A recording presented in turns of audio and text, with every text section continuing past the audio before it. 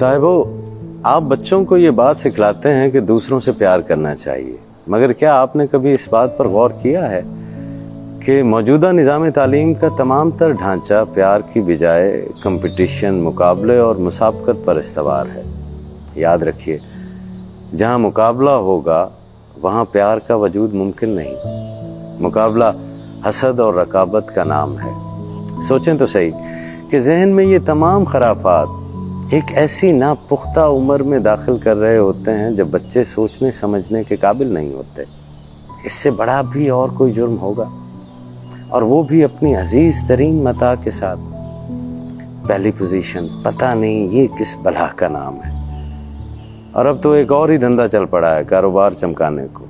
शहरों में तालीमी इदारों ने पोजीशन होल्डर्स बच्चों के नाम, तस्वीर और नंबर तक आवेज़ा कर रखे हैं, तमाम दूसरे बच्चों को ये बताने के लिए कि वो पीछे रह गए हैं। आप बता रहे हैं कि पहली पोजीशन हासिल करने वाला ऊंचा है, उसका नाम एक बुलंदी के ऊपर लिखा हुआ है, और बाकी सब बच्चे नीचे हैं।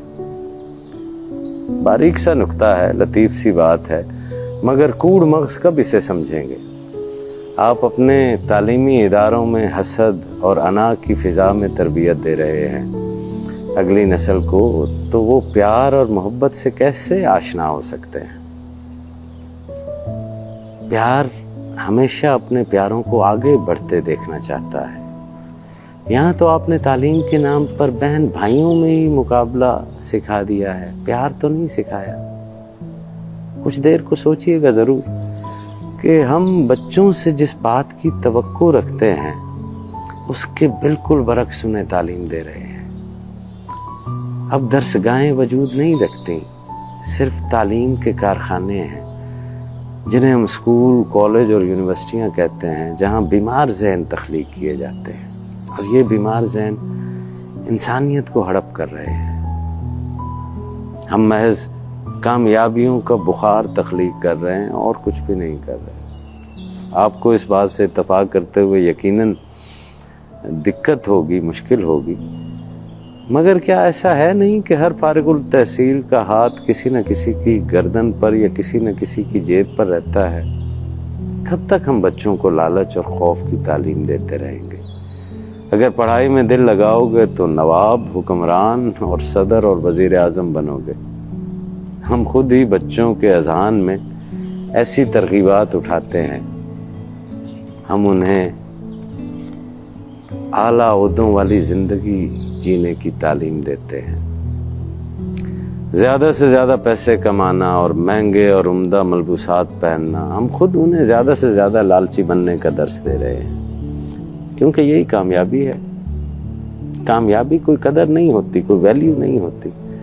किसी शख्स का अच्छे मकसद में नाकाम होना बुरे मकसद में कामयाबी से बदरजहा बेहतर है।